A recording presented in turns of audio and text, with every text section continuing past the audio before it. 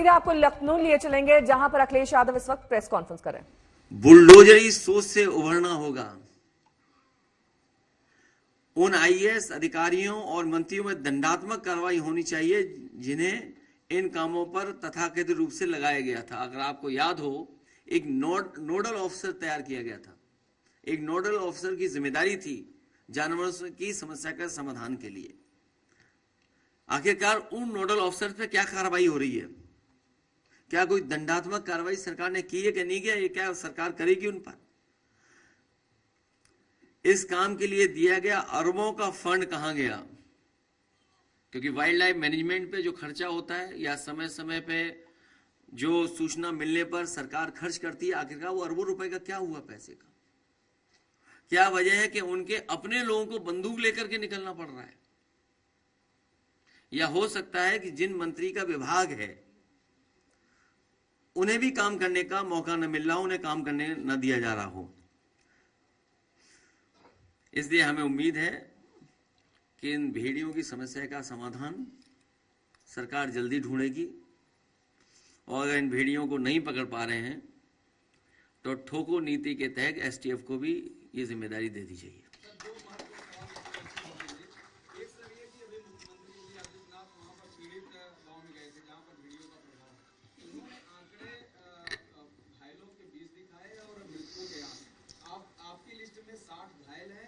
मृतकों की संख्या लगभग 10 से बता रहे, कुछ लोग आ नहीं पाए।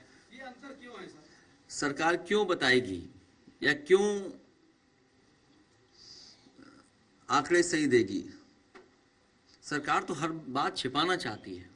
अब इन जिलों में बाढ़ है, जितने भी हमारे तराई के क्षेत्र हैं सब में बाढ़ है। सीतापुर में बड़े पैमाने पर बाढ़ है, पीलीभीत में बड़े पैमाने पर नुकसान हुआ है। शाहजहांपुर से लेके जितना इलाका है बाढ़ से प्रभावित हो, गोरखपुर खुद मुख्यमंत्री जी का जिला, वहां पे लोग महीनों से परेशान है बाढ़ के कारण। तो सरकार क्यों सच्चाई बताएगी? सरकार तो हर बात छिपाना चाहती है, और कभी कभी छिपाने के लिए हमारे मीडिया के साथियों का भी सहारा लेते हैं।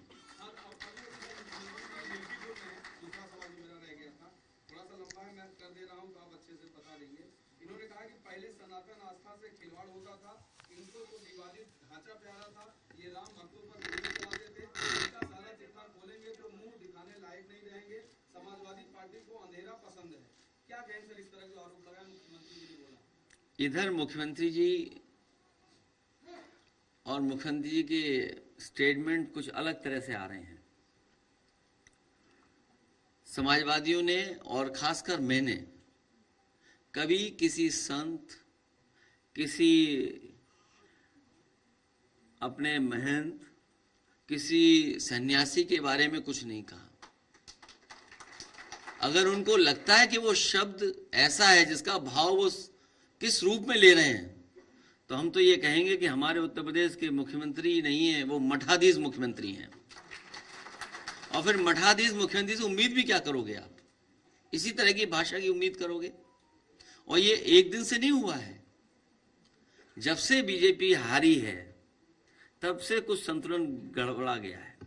एक बात सर उन्होंने और कही, सीएम ने इसी प्रकरण में उन्होंने कहा कि भस्मासुर बन गए जब से 2024 में ज्यादा सीटें मिली। देखिए, जितना हमने पढ़ा है या जितने यहाँ लोग बैठे हैं जिनको जानकारी होगी, उन्होंने कहा कि सपा और कांग्रेस भस्मासुर है। देखिए, भस्मासुर दो नहीं हो सकते। बीजेपी अपने भस्मासुर को ढूंढ रही है। अभी देखिए, हरियाणा हारेंगे, महाराष्ट्र हारेंगे, जहां जहां चुनाव होंगे वहां बीजेपी हारेगी। कम से कम बीजेपी को अपना भस्मासुर तो ढूंढना चाहिए।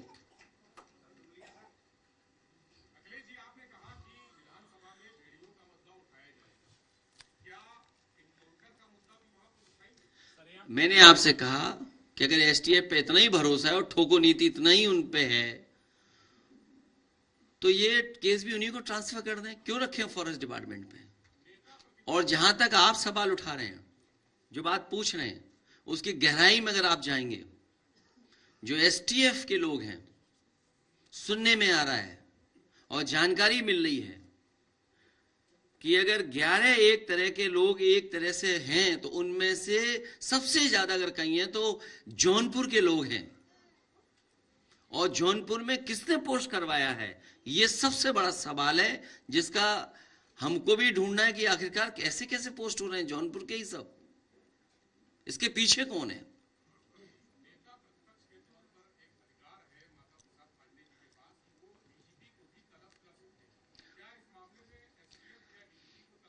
मैं तो कहूंगा लीडर ऑपोजिशन का अधिकार है तो वो बिल्कुल उसका इस्तेमाल करें।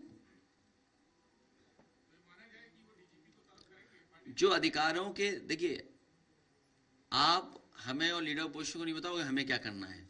अगर अधिकारों में आ रहा होगा तो मैं कहूंगा कि उस अधिकारों का इस्तेमाल हो। जौनपुर का इशारा क्या पार्टी बन के उभरे हैं और उसमें तमाम नेता आपको सुनते हैं और आपको देश सुनता है, देश की उम्मीद भी आपसे है। तो ये जो अभी कल एक स्टेटमेंट आया है गृह मंत्री जी का वक्त, तो वक्त पे क्या आपका स्टैंड है? हमारी पार्टी के मेंबर हैं और मैंने कहा, सदन में भी इस बात को कहा, किसी के भी धार्मिक कामों में ज्यादा हस्तक्षेप नहीं सरकार को करना चाहिए। वो बहुत बड़ा सवाल है और हमारे पक्ष यही है कि किसी भी धार्मिक के मामलों में सरकार को हस्तक्षेप नहीं करना चाहिए। सर आपने ट्वीट किया वन नेशन वन इलेक्शन को लेकर और उसमें आपने तमाम सवाल खड़े किए जिसका अब तक कोई जवाब नहीं आ पाया कि जो सिविक बॉडी इलेक्शंस होंगे क्या वो भी साथ में होंगे या असेंबली साथ में होंगे, ये पूरा जो स्ट्रक्चर है अभी उस पर कोई चर्चा भी नहीं हुई। देखिए ये बड़ी साजिश है दरअसल, आपको हमको सबको उलझाने में। आपको याद होगा महिला आरक्षण की बात हुई थी, क्या महिला आरक्षण लागू हो जाएगा? क्या सरकार इस बात के लिए तैयार है कि कब तक महिला आरक्षण लागू हो जाएगा? और फिर जो रिपोर्ट में बता रहे हैं कि 18,626 पेज थे,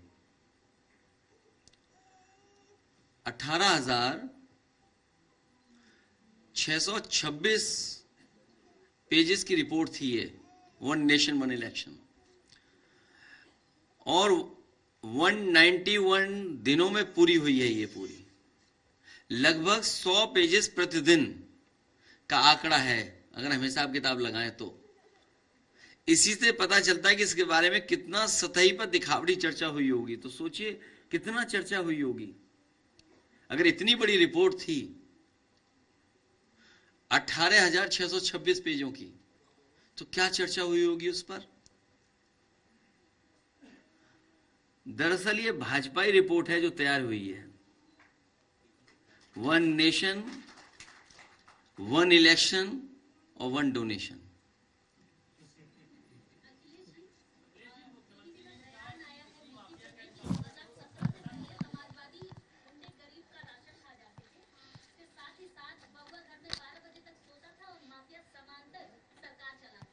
ये सब घिसे पिटे डायलॉग हैं पुराने वाले, और मैं इसीलिए कहता हूं कि ये सब पुराने डायलॉग हैं, पुराना सब कुछ है, हिसाब किताब।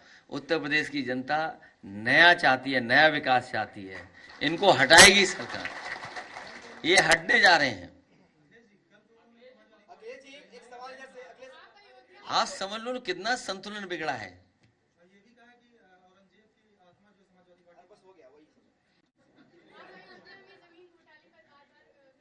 देखिए मैंने आपसे कहा और कई बार मैंने आपसे आपके बीच में इस बात को कहा कि उत्तर प्रदेश सरकार को कम से कम टॉप 10 माफियाओं की सूची जारी करनी चाहिए।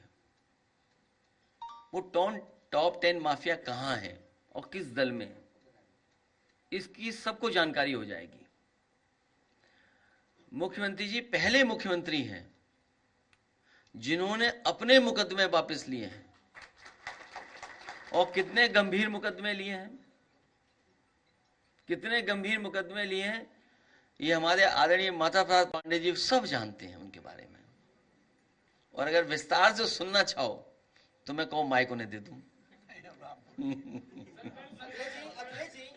तो ये जो मुख्य मुद्दे हैं, उन मुद्दों से ध्यान हटाने के लिए मुख्यमंत्री जी लगातार इस तरह की बातचीत कर रहे हैं। एक सवाल है कि आपको लगता लगता है कि सरकार आपके विधायकों पे भी, आपके कार्यकर्ताओं पे बदले की कार्रवाई कर रही है? जाहिद बेग जो आपके एमएलए हैं, उनकी नौकरानी की मौत पर अबेटमेंट टू सुसाइड का मामला दर्ज किया गया, उनकी पत्नी पर। देखिए, बहुत दुखद है कि अगर ऐसी घटना हुई है कहीं, क्योंकि हर एक के घर में कोई ना कोई काम करने वाला व्यक्ति या इस तरह का रहता है। कभी कोई घर परिवार वाला नहीं चाहेगा कि ऐसा हो जाए, उसके घर में ऐसी घटना हो जाए। उन्हें इसीलिए परेशान किया जा रहा है कि एक तो वो समाजवादी पार्टी है और दूसरा भारतीय जनता पार्टी को इससे लाभ मिलेगा हिंदू मुस्लिम डिवाइड करने में। ये पहले दिन से स्ट्रेटेजी है भारतीय जनता पार्टी की कि समाजवादी पार्टी को कैसे बदनाम किया जाए, और अगर कहीं कोई मुस्लिम है तो बदनाम समाजवादी पार्टी को कर दो।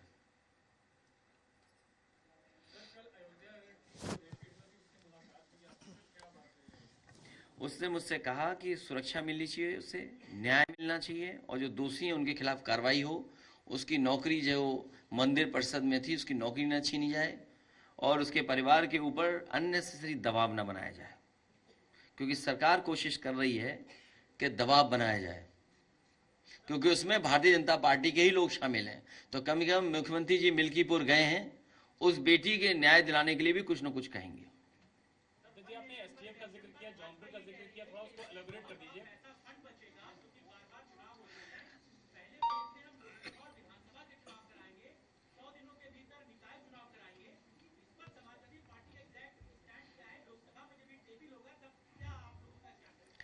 कल को भारतीय जनता पार्टी ये कहेगी, क्योंकि वन नेशन वन इलेक्शन हो जाएगा, चुनाव आयोग का काम क्या है फिर? चुनाव आयोग में भी जो अधिकारी हैं, कर्मचारी हैं, उन पर भी बहुत खर्चा होता है। और आप साजिश से सावधान इसलिए रहिए कि इसमें कर्मचारी और अधिकारी आउटसोर्स किए जाएंगे, लेटरल एंट्री से लाए जाएंगे। मान लीजिए अगर लेटरल एंट्री से लाए गए तब, और अभी भी आपको जानकारी होगी जहां जहां चुनाव है 10 सभी बीएलओ हटा दिए गए हैं, अगर उनका कहीं भी किसी तरीके से समाजवादी पार्टी या समाजवादी पार्टी से झुकाव है या उनके नाम के आगे कुछ अगर लिखा है तो। ये तो आपको भी पता है। तो क्या ये इतना बड़ा चुनाव आउटसोर्स करके कराएंगे? कल को तो ये चुनाव आयोग को ही खत्म कर देंगे, क्योंकि एक बार चुनाव खत्म हो गया तो 5 साल हम वेतन क्यों दें? अगर बचाना ही चाहते हैं खर्चा, तो भारतीय जनता पार्टी अपनी रैलियां क्यों इतनी ज्यादा करती है? उनकी 5 रैली में ही इतना खर्चा हो जाता है कि पूरा चुनाव आयोग का वेतन चल सकता है।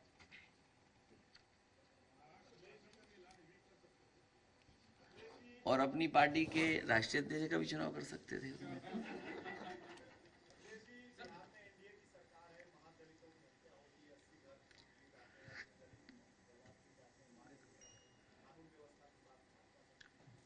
कहीं घटना हो और खासकर दलित पिछड़ों के ऊपर इस तरह का अन्याय हो, उसके खिलाफ कार्रवाई होनी चाहिए जो दोषी लोग हैं।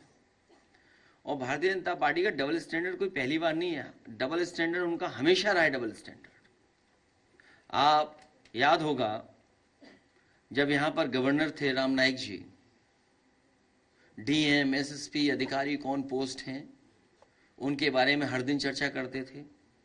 और आज आप बताइए टॉप में कौन सा पोस्ट है? कई ऐसे अधिकारी पोस्ट हो गए हैं जिनके कारण बहुत सारे लोग कुछ बनने से पहले रिटायर हो गए।